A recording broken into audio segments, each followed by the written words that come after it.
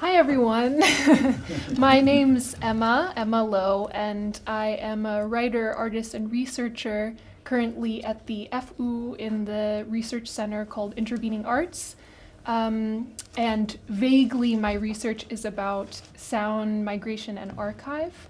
And I'm really excited to be here today with this panel. I'll very briefly introduce you all, but then let you all elaborate in your own words about what you do. So furthest from me is Satch Hoyt, who was our keynote speaker yesterday. Hopefully I think some of you all were there for that wonderful input. And Satch makes sculptures and installations accompanied with sound, as well as drawings and paintings. His work mines the Afrosonic signifier. He's also a musician. And yesterday he introduced his project Afrosonic Mapping and recent work with unmuting traditional incarcerated instruments. We didn't talk as much about your visual work, your visual art yesterday, so maybe we can discuss that a bit more today. Yes, and then next to Satch we have Aimée Portioli, also known as Grand River, who is a composer and sound designer who creates experimental electronic music, sound art installations, and collaborations involving 4D spatial sound. And here next to me we have Kris Limbach, who is an audiovisual artist and filmmaker who uses film editing techniques in his sound art. And I believe, Kris, you were the keynote speaker last year, so maybe people in this room are also familiar with you from that context. So to start off, I would love to get into more detail about each of your artistic practices, processes, methods, approaches. Perhaps we can go one by one, first starting with Satch, and give a little more story to what you do. Again, yeah. Okay. So, where does one start? It's a broad question. Okay. It's so broad, especially when one has got quite an eclectic practice, as I do. In regards to the visual art element, which is predominant really these days. I made the transition in Paris from musician to visual artist. And at that point, I was composer with Grace Jones. So I think kind of a light bulb went on, and I just felt like I just don't want to do this kind of commercial music anymore, even though it was at a very high level. And did that transition and moved from Paris to New York.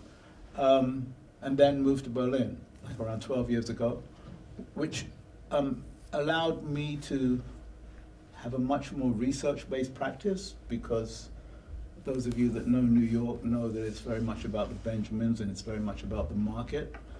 But in that time that I was in New York, I had the great fortune, after about 2 weeks, to have met Greg Tate. And if any of you don't know Greg Tate, you should definitely know him. He's also known as the godfather of hip-hop journalism, and he's written some amazing books. Passed away around 3 years ago. Rest in peace, Greg. And Greg had already created Burnt Sugar, the orchestra chamber, which was very much grounded in Butch Morris's conduction method. So it was a cross between that, which is real-time composition. Under Butch's baton, you could have like 42 different directives. We never used that many, and I never used that many, and there's somebody else in here that also worked a lot with Butch. But I don't, I'm sure she never, where is she? Yeah, you never went through the grueling task of having to learn the 42 directive methods, did you? No. Right, Butch usually used around 20, right? Yeah. Yeah, right. It was bad enough. Yeah, and that was plenty. And every time I came away from a rehearsal with Butch, I had like a neck ache. It was just so stressful, because you have to just surrender. I don't if you know Butch's methodology, it's just basically that you're being played. You know? So that was really, really interesting. Anyway, now to come back to the present. Yeah, my practice is very, very much based on Afrosonic mapping, tracing oral histories via sonic transmigrations, and unmuting sonic restitutions. Currently have a solo show at the Mark Museum in Hamburg, where I was very, very fortunate to be able to do an unmuting in there. So unmuting, shall I explain what unmuting is for those who don't know? Unmuting is actually gaining entrance into ethnographic museums and basically freeing the incarcerated African instruments, because that's my focus. Instruments that will never be exhibited, especially these instruments that don't have an anthropomorphic or zoomorphic figure on them. They're just like basically disintegrating in some storage space, not even in the museum. The museum, as in all museums, because I've also done an unmuting in the British Museum, their archives are just, as Fred Moten says, the incompleteness of archives.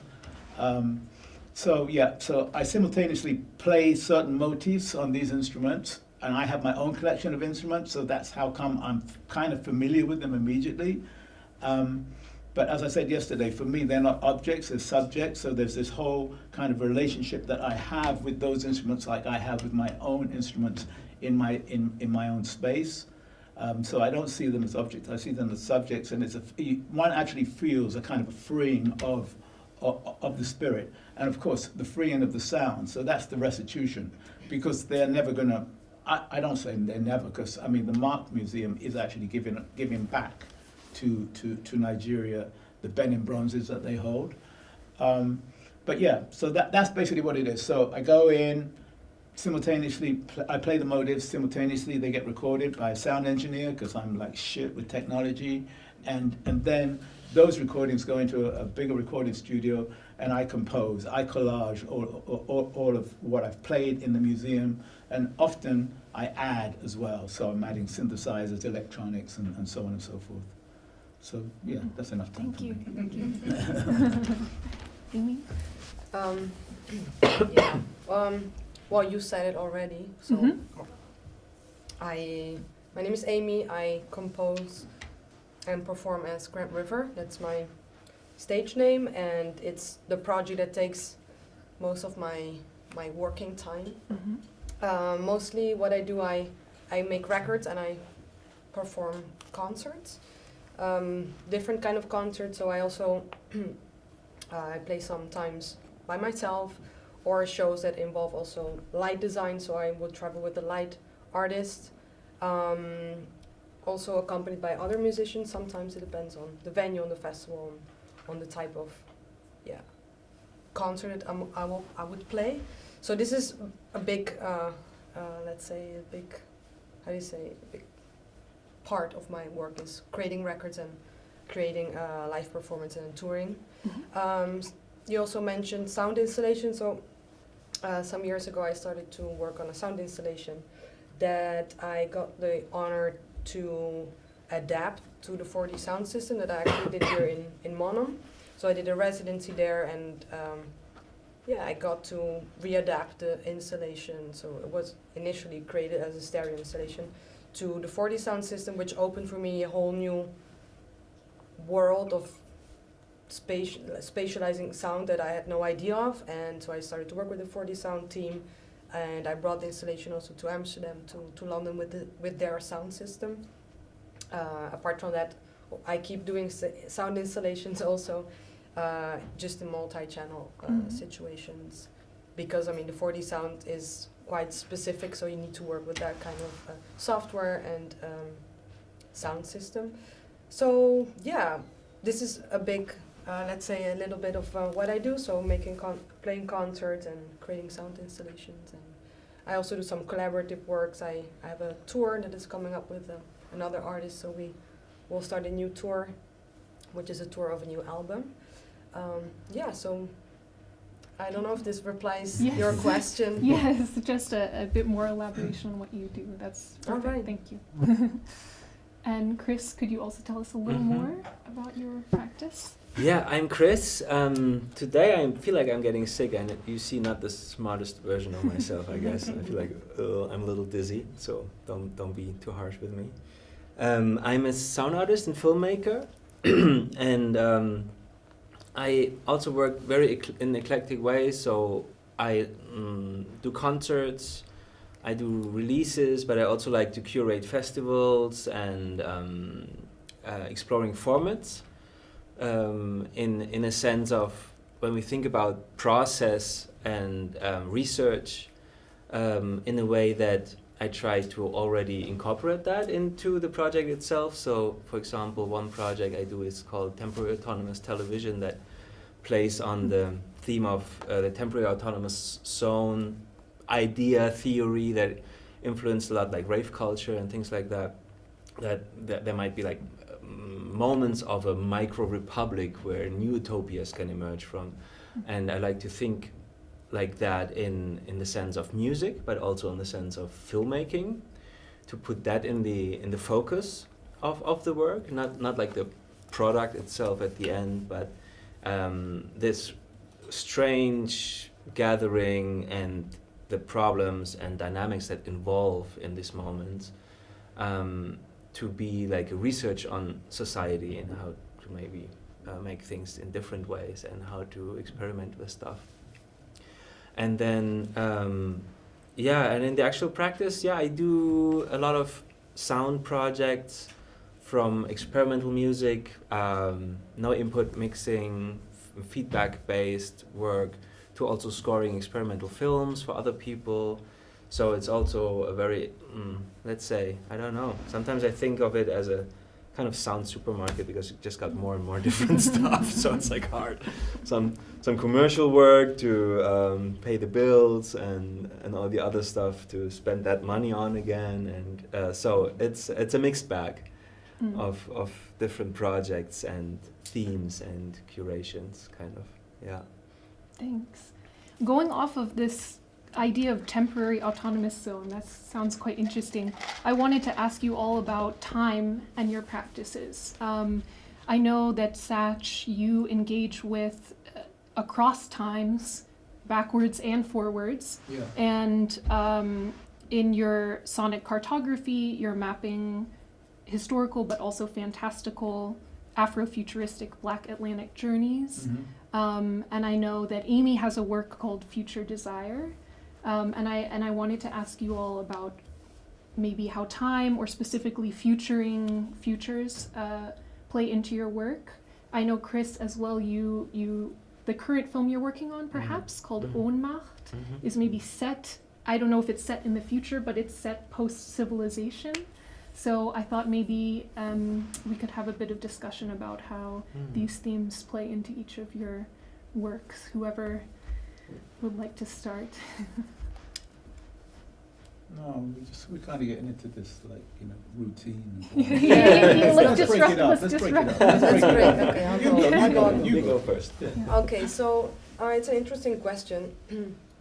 Interesting also that you brought up Future Desire. It's actually a little project that I did some years ago, which was it's based on a brief, so it was not something that I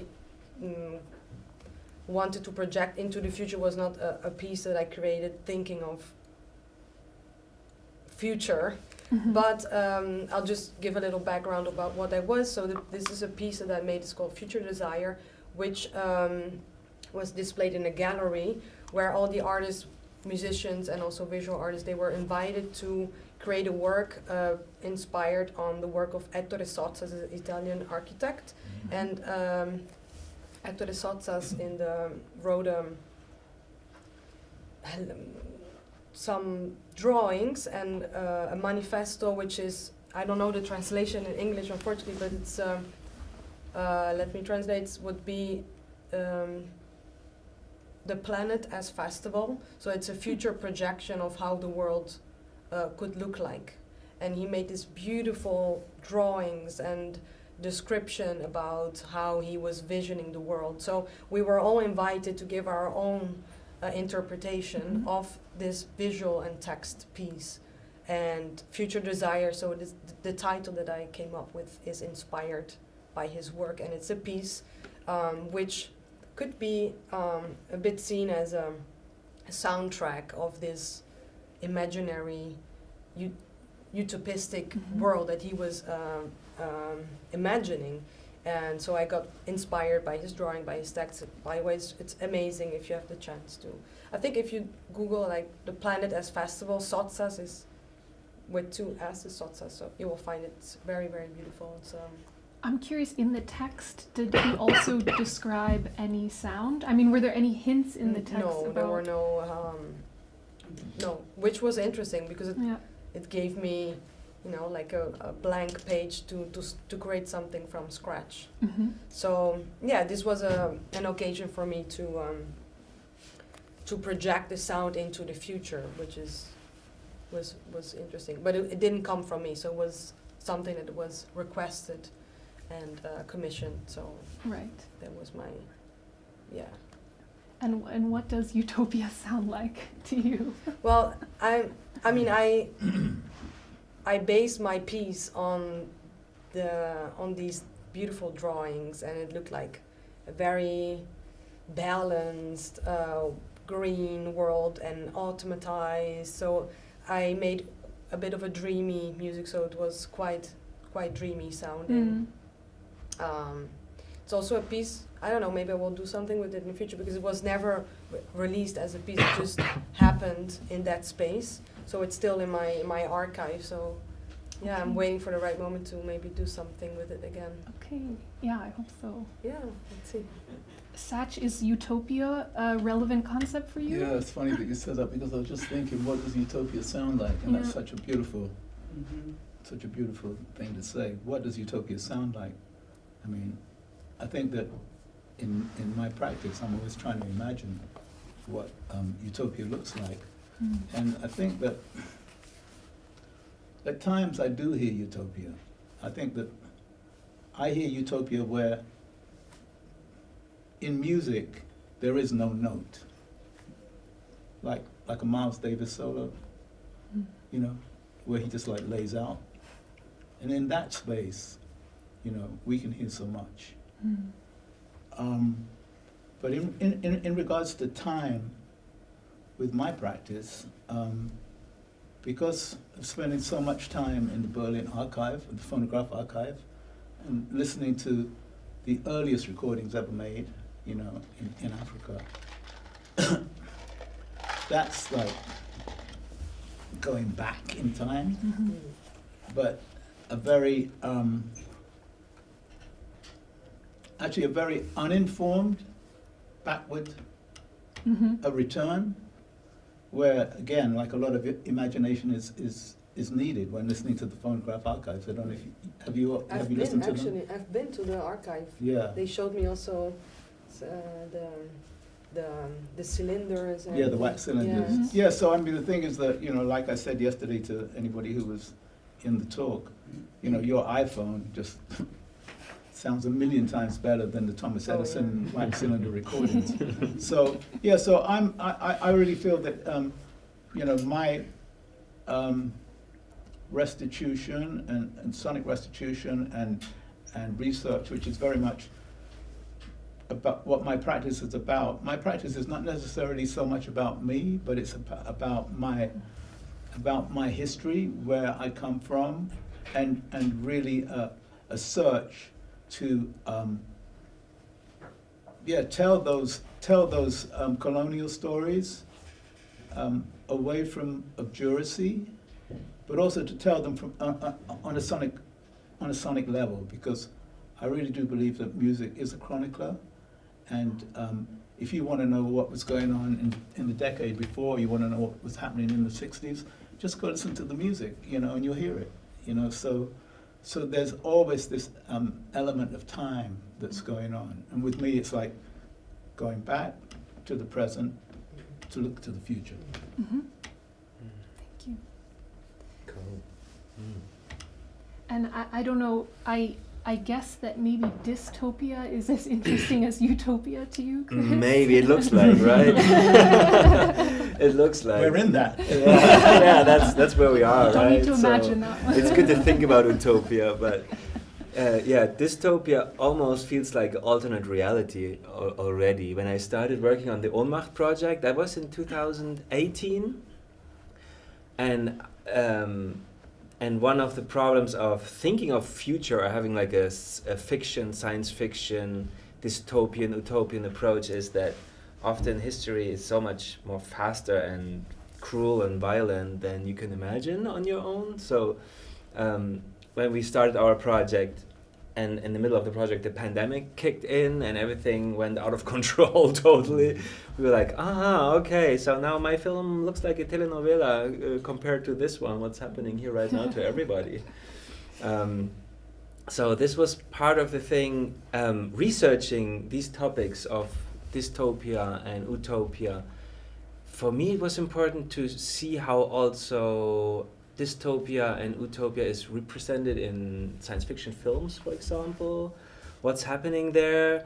And then there is a certain fetish for disaster, like making it sexy, that things go like a kind of a death cult.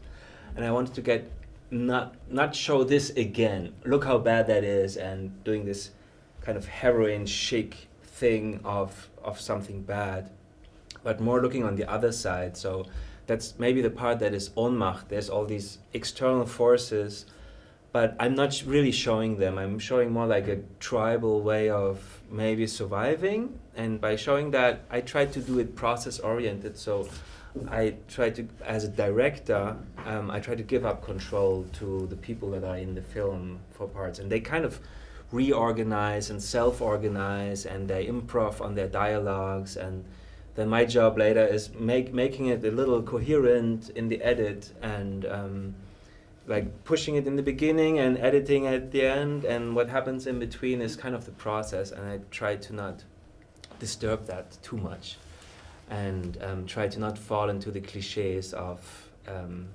how all this stuff works. And on a sonic level, it's so interesting now talking on sonic dystopia or utopia or something like that, because I wasn't conscious about what I put in the beginning to feel this Ohnmacht feeling, this, how would you translate Ohnmacht to English? I have no idea. Power? It's like Powerlessness or? Powerlessness, right? I'm not sure. And then on is like Macht is like, Macht without power, kind of, right? But it's also unconscious, no? At the same time. So it's a weird translation. What did you want to say? I forgot. She said But, going off of giving up your power in collaboration with the people in your film, I wanted to talk to you all about something inspired by what Satch said yesterday about listening to the instrument. So I wanted to ask you all about how you approach your materials that you work with or environments that you work with, and how you maybe give up some power or take some power through manipulation, or let go through listening and responding. Satch also talked about instruments being subjects, not objects. So how are you in dialogue with the materials and that you use and the environments that you're in? I also wanted to add actually something I just thought of now. We're talking about this future. Mm-hmm. I'm thinking that what I do, like I compose, and in the end I think that when we are composing, we are, sorry if I just go back to I this, skipped but ahead. Can you please? So, I I just got thought of excited. Go back in now. time, no? It's Yes, allowed let's go back today in when we time. talk about time. I would be curious to know, like, if this, because I always feel like when I'm composing, I might compose now. I might work on a piece for a future album. So I'm basically projecting into the future a composition. For me, it's my present, but there is so much time in between from the moment you are working on something until the moment comes when you will perform it live. So maybe you will make a record. So there is a whole procedure of creating a record, of the production phase. So there's a big time in between from the moment you make something, from the moment it's out there. So it's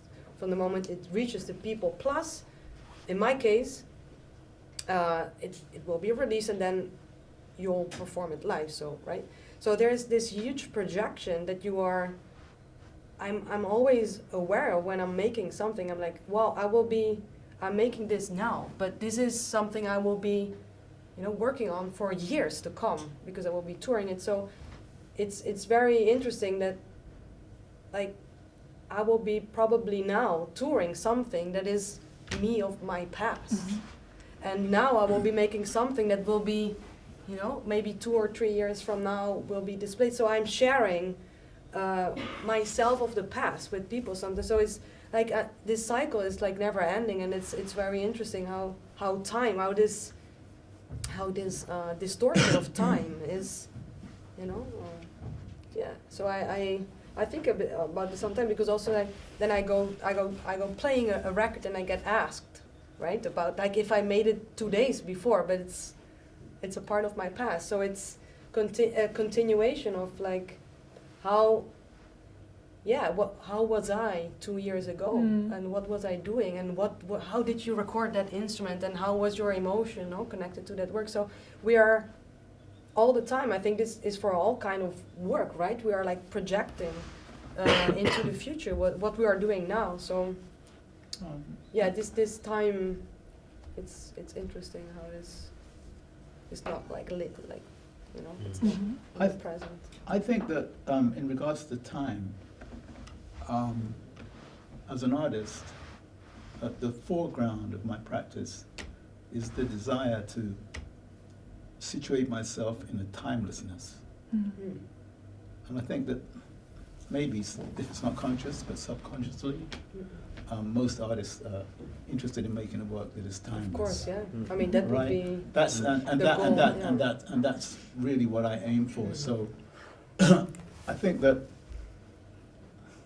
what I'm doing, especially, you know, with these instruments, because I didn't talk about this, but yeah, I am performing as well.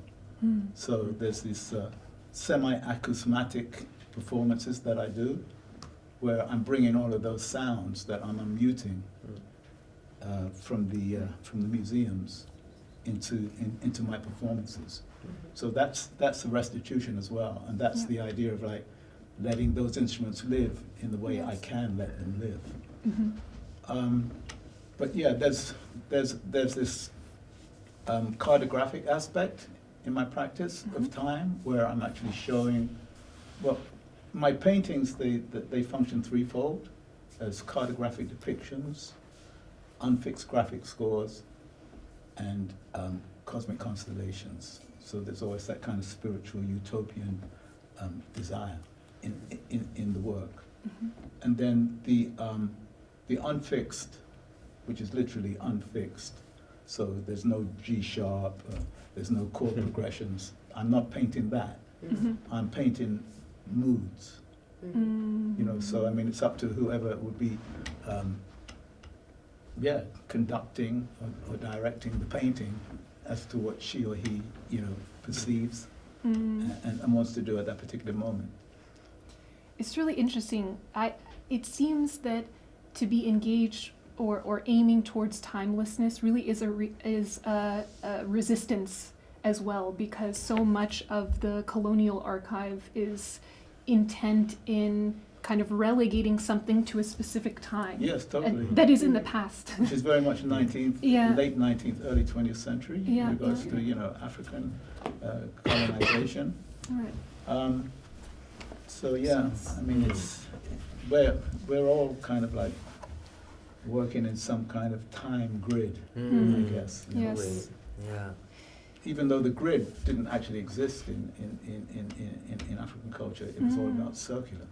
Right. You know, so like villages and cities were not built on this kind of European concept of the grid, which is, you know, a friend of mine was on the phone to a friend of mine the other day, and he says, "Yeah, we've got to decolonize the line." And I like that. You know, decolonize the line. That's deep. You know. Thank you, Ayanda, brother from South Africa. Yeah. Thinking about time restrictions, that's also interesting in all kinds of formats, right? Like 8 o'clock the news, you know, what's that? Why, and how, and why is a film an hour? You know, also the media putting on us like a fixed structure, how things have to happen, where does it have to fit in, and all these The kind of restrictions stuff. of time. Yeah, it's crazy, and it doesn't make much sense, and it's really a weird thing. I like to, for example, in the TA TV show, we try to motivate artists to just say, look, Therefore, we stream it. We have a little bit of live audience, but you don't have to do your 20 minutes experimental music set or 22 minutes, and you can do whatever you want. And we had like people, just met yesterday, the guys from Jealousy Party, Matt Pogo and Roberta and these guys, and they were like, I remember we played at your place and we did like 5 hours concert. That's the only time we could do that. It's like, okay, that's good, So it's good to bend, make it really short, make it really long, whatever you feel like, like going over the times, and if it doesn't fit before the news, well, maybe skip the news. I don't know. Yeah. But I also saw that you have a couple pieces. First, the last minute of 2022 and the last minute of 2023, which to me is so intriguing to focus on this 1 minute. And I wanted to ask you to talk about that a little bit. That's interesting. Yeah, it started like a little bit like a joke back in the day, and for me more like a practice to summarize on the last day of the year, what have I done. Just focus. I'm gonna edit 60 seconds of sound and put it online and send MP3s back in the day through email to my friends. And it started like that. And then after like a while, 10, 15 years, people were writing. It's like, where's, when I was a little late, it was like, where's your minute of sound? It's like, okay. They wanted it. Yeah. And it was also kind of becoming a sound archaeology, because it was, for me, it was kind of an autobiography on what I worked on the last year. And it went through SoundCloud and then Bandcamp and MP3 and emails and Dropbox downloads and all these kind of weird ways we transmit information to each other through decades. And then I wanted to have, because I usually do these long things, field recording based, no one listens to it. So I thought, like, I make 1 minute, so there's no excuse. A minute is short, and and then when I'm 100, I can make it a double album or something. Right. So that's the plan. About 30 minutes, but We are? Okay. Time is going fast. Exactly. Time is going Oh my fast. God. Conversation is happening in all directions. Well, We just talked about it. No? shall we go back to this question of how you, what's your relationship with your materials? With with instruments, you. Sure, or, yeah. Well, Makes so much Whoa, noise here. That was a time lapse too. I'm sorry. my relationship with instruments. So it depends very much on what I'm doing. Like, what is my aim? So I can tell this little experiment that I did in the past. So I had a music studio where I would work and where I compose my music, and I would go into my studio and just compose. And I was noticing that I was moving very fast from one, I had several synthesizers and whatever other instruments I had there, and I noticed that I got tired very fast. And I switched very fast from one instrument to the other, and or I would starting affecting one instrument very, very fast without being more patient with one instrument. So this. Sorry, can you tell us what instruments? You say instruments. What Well, instruments? back then, I don't know. I had various drum machines. I had several synthesizers. You want to know which ones, or? No, So just so we can just. Okay, so let's imagine several synthesizers. Yeah. I had a bunch of vintage ones, like from 70s, 80s, and drum machines, and outboard stuff, gear there. I had a guitar or things like that, and I was composing with all these instruments, and at some point nothing came out of that, and I was like, I have all this amazing gear, and why am I switching so fast from one to the other? So I decided to do this experiment with myself, which turned into a very long journey of experiments, because I had there back then an MS-20 from Cork, the original one of 78, was not mine, but it belonged to a friend. And I said, why? I have this amazing machine here. I'm now going to make a piece just with this instrument without adding any effect. So this was my goal. And I said, I'm going to sit with it until I make a piece just with this instrument. So I made a piece with it, and I just put it on, I don't remember, I think I put it on SoundCloud, and I started to like this process of forcing myself to limit, to give myself a restriction. And then I started to ask friends, musician friends, to do the same. So to make a piece just with one instrument and by following a specific list of guidelines. Well, and this is the beginning of my record label, which is called One Instrument, and it exists since 2017. And so this just because, I mean, I had sometimes a bit of a, I had the idea of that we have so much possibilities and instrument hardware, software. We have so much that it's too easy to not be patient with them. So yeah, it helped me, and I still sometimes also when I'm not, I mean, I made some pieces for one instrument myself. The majority of releases, they're not mine. I just did some tracks, but I did more than like 22 physical releases and another 10 digital releases with a lot of various artists, and then albums and EPs of artists, and everybody makes a piece or an album just with one instrument. Mm-hmm. And I had a lot of people in time thanking me of forcing them to create something to build something with the restriction, because we don't have any restriction anymore, right? We have so much that it's easy to be a bit spoiled with what we have, right? So we just I just try to sometimes when I would compose a new piece to be more patient with the instrument that I have in front of me, and it's a nice process that I'm interiorizing more and more. And of course it depends on what I need to do and what kind of instrument that I decide to use, but yeah, I think it's interesting how to create also dialogue. It's a communication that you have with the instrument, and it's like knowing with a person, like it's takes time to go more in depth. You cannot expect to do that just in 2 hours. Are we 4 minutes? We're getting almost out of time, so okay, I don't want to deprive people of the chance, like, so we can take another 10 minutes for questions from the audience, because I think it's really important that we open this out for a dialogue Definitely. with everybody. Mm-hmm. Yeah. You're okay with that? Questions? Sure. Responses. Here, we got one up front.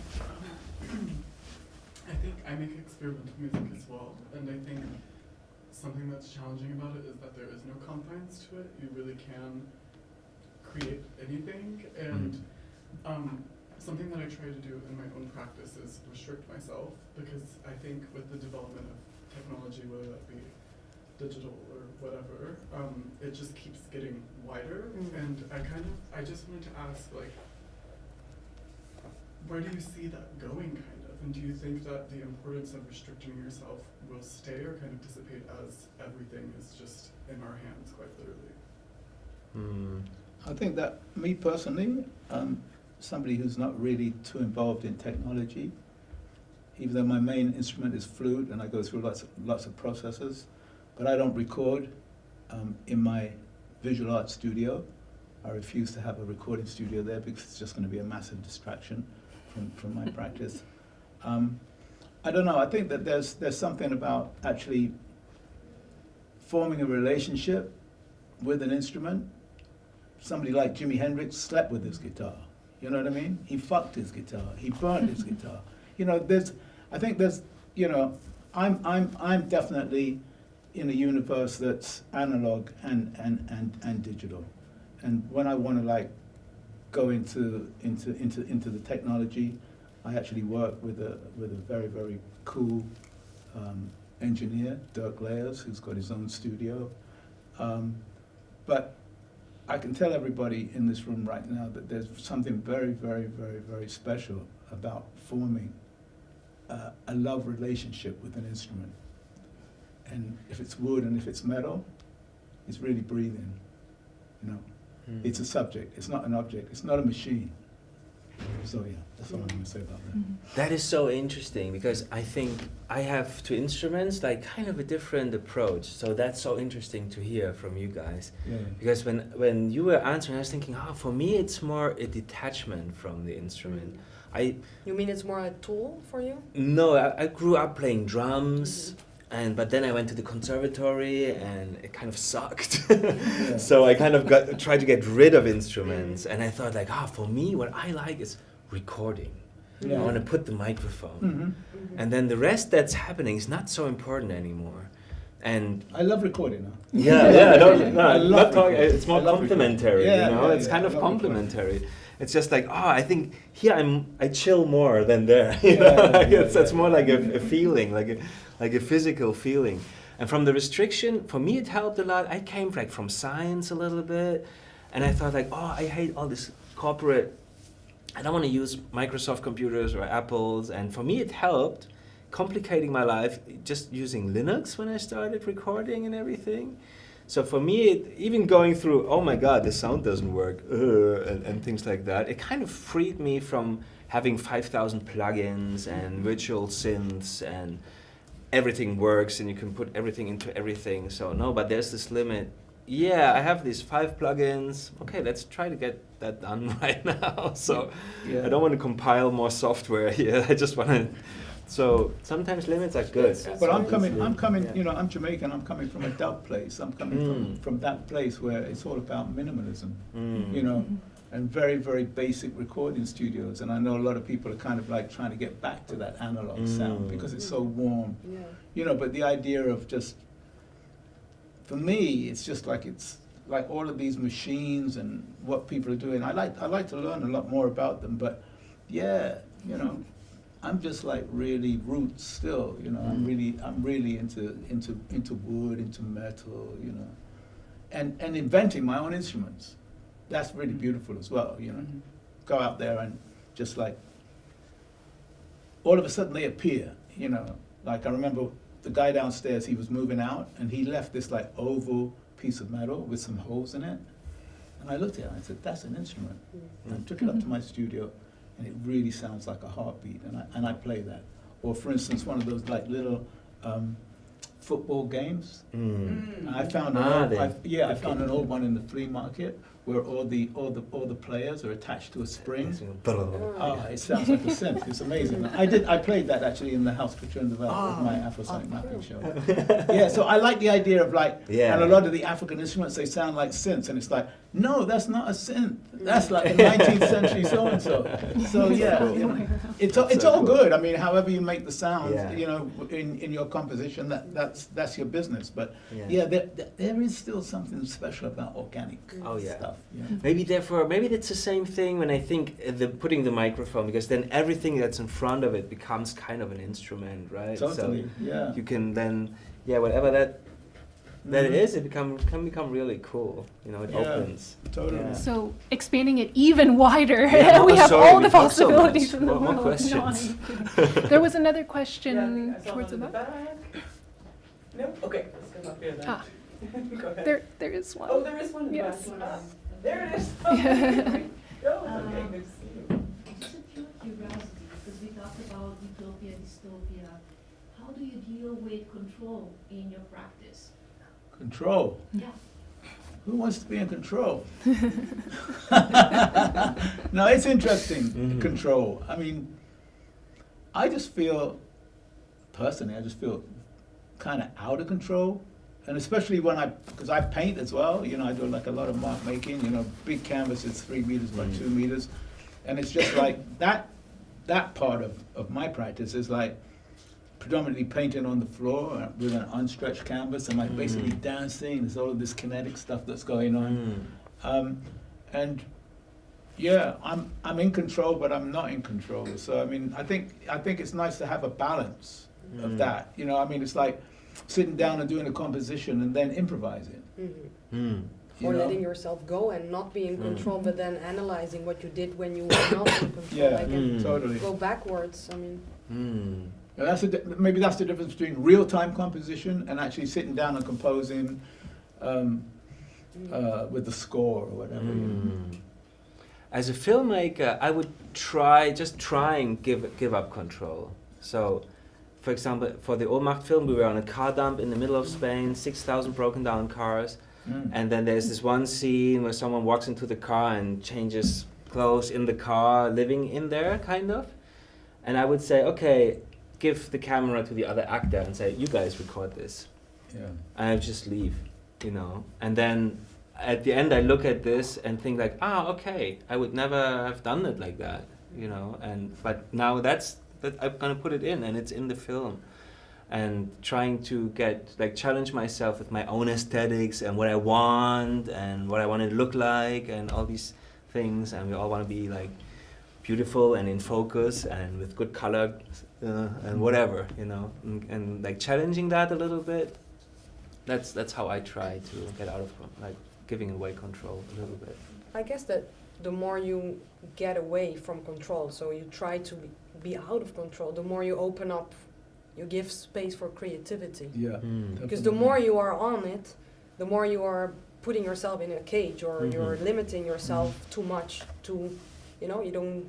Whereas then the headspace for creativity, or the room for it to build up, and so I guess it's how much you want to experiment, how much you want to,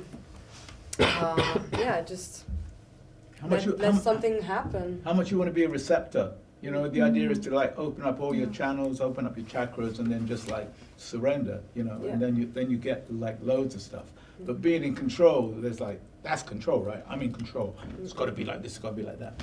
But if you just like you surrender, then you'll be surprised about what you get. Improvisation enters the chat. Yeah.